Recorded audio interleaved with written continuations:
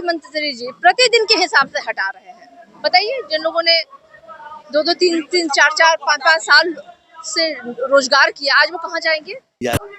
कहाँ जाएंगे? उनकी तो कईयों की तो उम्र भी चली गई, कहीं दूसरी जगह ये फॉर्म भी नहीं भर सकते हैं। तो इनके तो भविष्य का तो उन्होंने एकदम कत्ल कर दिया है, हत्या कर दी है इनके भविष्य का उन्होंने। इसका जवाब माननीय मुख्यमंत्री जी देंगे। क्यों नहीं? ये इतने दिनों से ये सड़कों पे प्रदर्शन कर रहे हैं, कोई नहीं सुनने वाला है।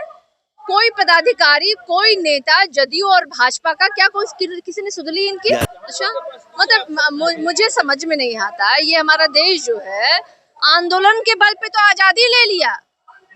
कितने आंदोलन हुए, उसी आंदोलन के बल पे अंग्रेजों को खदेड़ा गया, और ये कह रहे हैं कि आप अपने अधिकारों के लिए आंदोलन नहीं कीजिए। इसी आंदोलन से मुख्यमंत्री जी की कुर्सी छीनी जाएगी इस बार, और वो बनेगा मुख्यमंत्री बिहार का जो इनके भविष्य की काम करेगा। आपकी सरकार आएगी,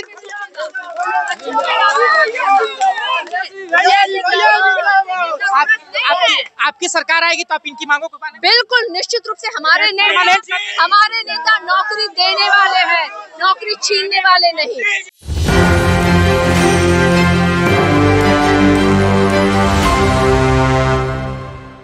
नमस्कार, एक न्यूज़ 24 देख रहे हैं आप और मैं हूं आपके साथ साहिल। देखिए, तरह तरह की समस्या है रोजगार में नीतीश जी की सरकार में। आपको बता दें कि स्पष्ट तरीके से जो बिहार के विशेष सर्वेक्षण संविदा कर्मी हैं, उन लोगों के बर्खास्त करने की प्रक्रिया जो है जारी थी। कई लोगों को जो है निलंबित कर दिया गया है और ये लोग भूख हड़ताल पे बैठे थे। लेकिन अब जो है ये लोग राष्ट्रीय जनता दल के कार्यालय में मुलाकात कर रहे हैं मंगनी लाल मंडल जी से। आइए हम इन लोगों से जो है बातचीत करेंगे, जानेंगे। और जो है आज राजद कार्यालय आप लोग पहुंच गए। देखिए, अब क्या करें, मान लीजिए कि ऐसा स्थिति आ गया कि सरकार से हम लोग कितना बार गुहार लगा के बोले, प्यार से बोलेंगे कि हमारी मांगे पूरा कर दीजिए, हम आप ही के कर्मी हैं, बिहार के हैं, हम आप ही के कर्मी हैं, हमारी मांग पूरा कर दीजिए। इसके बावजूद देखिए कि हम लोग को टर्मिनेट किया गया। ठीक है, अब लास्ट ऑप्शन यही है कि हम आके सत्ता विपक्ष पार्टी से हम बात करें कि तेजस्वी जी से आस है। आस देखिए, पहला आस जो है हम अपना सरकार से रखे हैं। ठीक है, और उसके बावजूद देख रहे हैं कि कोई प्रकार की प्रतिक्रिया नहीं, तो सेकेंड आस तो उसी पे हम जाएंगे। तो सेकेंड आस है तेजस्वी जी।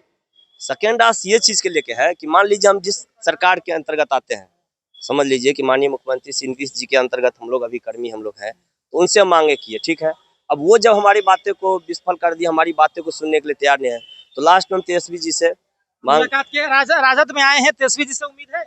हाँ, पूरा तरीका से उम्मीद है, क्योंकि सत्ता पक्ष के कोई भी अभी सुनवाई नहीं हो रहा है उनके द्वारा। इसीलिए हम लोग बहुत आशा से आए हुए हैं आरजेडी कार्यालय की, यहाँ से हम लोग का मांग को थोड़ा सा विस्तृत रूप से आगे।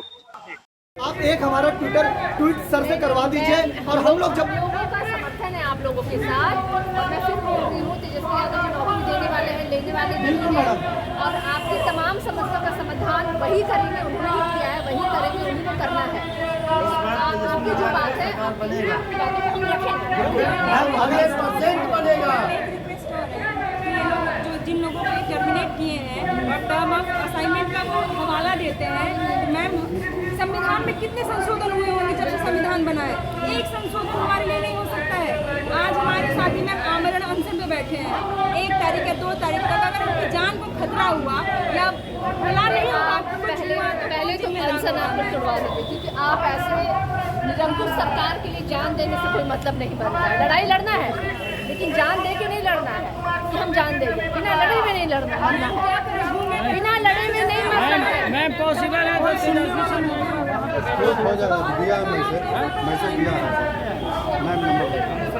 राजद कार्यालय में मौजूद है, और यहाँ पर जो संविदा कर्मी है, बिहार के विशेष सर्वेक्षण संविदा कर्मी, लगातार बर्खास्त का सिलसिला जारी था। कई लोगों को बर्खास्त कर दिया गया। उसके बाद जब पक्षधारी सरकार से उम्मीदें टूट जाती है, तो विपक्ष एक सहारा बनता है, और विपक्ष के पास मौजूद है, पहुंच गए हैं सब संविदा कर्मी। और सारिका पासवान जी मौजूद है, राजद की बड़ी नेत्री प्रवक्ता है। सारिका जी, आपसे मदद मांगने पहुंचे। देखिए, माननीय मुख्यमंत्री नीतीश कुमार जी, जिनकी की एनडीए की सरकार है 20 सालों से बिहार में 20 सालों में इन्होंने रोजगार नहीं दिया, और दिया भी तो संविदा पे दिया।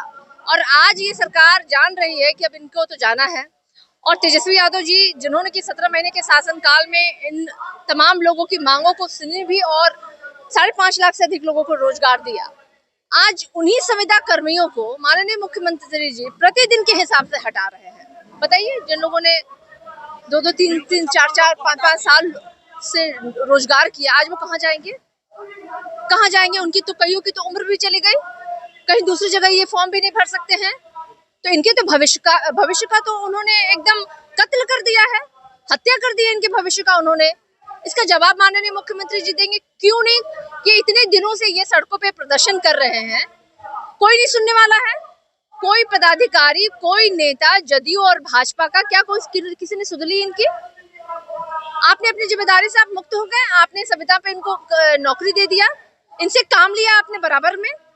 विभाग ने जवाब में कहा कि जो शपथ पत्र प्रपत्र उन लोगों ने जमा किया था साइन करके, उसमें कहा गया था कि आप संविदा कर्मी हैं, यही रहेंगे, आप हड़ताल नहीं करेंगे, धरना नहीं करेंगे। अच्छा, मतलब मुझे समझ में नहीं आता, ये हमारा देश जो है आंदोलन के बल पे तो आजादी ले लिया। कितने आंदोलन हुए, उसी आंदोलन के बल पे अंग्रेजों को खदेड़ा गया, और ये कह रहे हैं कि आप अपने अधिकारों के लिए आंदोलन नहीं कीजिए। इसी आंदोलन से मुख्यमंत्री जी की कुर्सी छीनी जाएगी इस बार, और वो बनेगा मुख्यमंत्री बिहार का जो इनके भविष्य की काम करेगा। आपकी सरकार आएगी,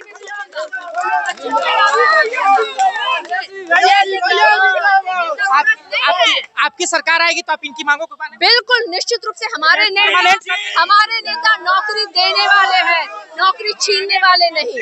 और नौकरी दाता के रूप में तेजस्वी यादव जी ने पूरे देश को नजीर पेश की है, और इन तमाम बच्चों के साथ निश्चित रूप से इनके पक्ष में निर्णय लेंगे तेजस्वी यादव जी, मुझे पूर्ण यकीन है। तेजस्वी जी से उम्मीद है आपको? बिल्कुल उम्मीद है, 100% उम्मीद है। और इस बार आपको आशा नहीं, पूर्ण विश्वास रखिए कि हम लोग प्रत्येक पूरे बिहार राज्य के प्रत्येक कस्बे में घूमते हैं, एक एक मौजा में घूमते हैं, और हमारी इतनी पकड़ है, जब हम लोगों से कागजात उनका ले सकते हैं तो क्या उनका एक कीमती वोट नहीं ले सकते हैं? और यही वोट आरजेडी के प्रमुख श्री तेजस्वी यादव जी को जाएगा, और जाएगा जी, एकदम जाएगा। और ये हमारे मुख्यमंत्री बिल्कुल बनेंगे, ये 100% लिख लीजिए, ये मेरा दावा नहीं, पूर्ण विश्वास के साथ बोल रहा हूँ। आपको भी पूर्ण विश्वास है? जी पूर्ण विश्वास है कि इस बार तेजस्वी जी ही जीतेंगे। आप लोग जिताएंगे? जी हाँ। आप लोग तो वर्तमान में हमारी मांगे अगर वो पूरा करेंगे तो हम क्यों नीतीश जी को रखेंगे? वैसे को रखने से अच्छा है बिना मुख्यमंत्री का ही हम लोग ठीक है। इससे जब तेजस्वी जी को जिताएंगे, कम से कम हमारी मांगे तो सुनेंगे वो। तेजस्वी जी को जिता देंगे? हाँ जरूर जिताएंगे जी इस बार तेजस्वी जी बिल्कुल। असल बात ये नहीं है कि कर्मचारियों को हटाया जा रहा है, असल बात हुआ कि अपना सीट खाली करना चाह रहे हैं। समझ गए ना? ये बहाना है कि कर्मचारी वो जानते हैं कि हम टिक नहीं पाएंगे, जैसे हो सकता है जो बचा उसको भी समेटो। असल टारगेट वो है, धमका के, डरा के, मजबूर करके, किसी तरह बना करके हम हमेशा हम ही मुख्यमंत्री बनते रहेंगे। लेकिन अब सारी जनता को इतना पता चल चुका है कि ये किसी काम के नहीं है। अब हमें खुद अपनी लड़ाई लड़के तेजस्वी जी को जिताना होगा, क्योंकि नीतीश जी किसी काम के नहीं रहे हम लोग। असल बात ये है ना सर कि वो नहीं जो मुख्यमंत्री हमारे बस सिर्फ नाम के वो मुख्यमंत्री है, वो एक मुखौटा है, एक मूर्ति है। असल कार्रवाई तो वहाँ बीजेपी सरकार कर रही है। बिहार को बदनाम सिर्फ नीतीश कुमार बदनामी ले रहे, पता नहीं क्या सोच के उधर गए, ये तो मुझे भी पता नहीं चल रहा। और क्या कौन सा घोटी मिला इनको जो कि उधर गए? ये सिर्फ मुखौटा है, इनका कोई चलता नहीं, कुछ भी नहीं चलता इनका। सारा जितना भी खेल कर रहा है ना, सब बीजेपी पार्टी वाला कर रहा है। क्या कहिएगा आप? तेजस्वी जी पर भरोसा है? हाँ भरोसा है। मुख्यमंत्री बना दीजिएगा? हाँ, नौकरी भी उन्होंने दी है। तेजस्वी जी ने नौकरी दिया? हाँ, जब नीतीश जी नहीं दिए। मतलब जब दोनों नीतीश जी और तेजस्वी जी की सरकार थी, उनके कार्यकाल में ही हमारी नौकरी आई थी। मतलब वो लोग नियम संशोधन किए थे कि इन लोगों का पेपर एग्जाम ले, मतलब वो जो भी चेंजेस लाए थे वो तो तेजस्वी जी ने ही लाए थे। तो कि उस समय उसी विभाग के मंत्री थे आलोक मेहता जी मिनिस्टर थे। आलोक मेहता मिनिस्टर थे राजद की तरफ से? हाँ, उन्होंने ये बहाली की थी। उन्होंने नीतीश सरकार ने तो ये नंबर बेसिस पे ये बहाली करनी चाहिए, उन्होंने एग्जाम करवा के बहाली करवाई थी, और उन्होंने ये बहाली की थी। चलिए, संविदा कर्मी को सुन रहे थे आप, स्पष्ट तरीके से कहा कि जो हमारी मांगों को पूरी करेगा हम उसकी इच्छा को पूरी करेंगे। जी हाँ, आपको बता दें हर गांव में ये लोग अवेलेबल है, हर गांव में आप लोग अवेलेबल है। बहुत बहुत धन्यवाद हमारी जानकारी को साझा करने के लिए हमारे साथ। देखिए, स्पष्ट तरीके से है, अपनी मांग को लेकर के राजद कार्यालय के पास पहुंचे थे, और लगातार जो बर्खास्त हो रहा है उससे ये लोग नाराज है कि ऐसा बर्खास्त क्यों कर रहे हैं आप।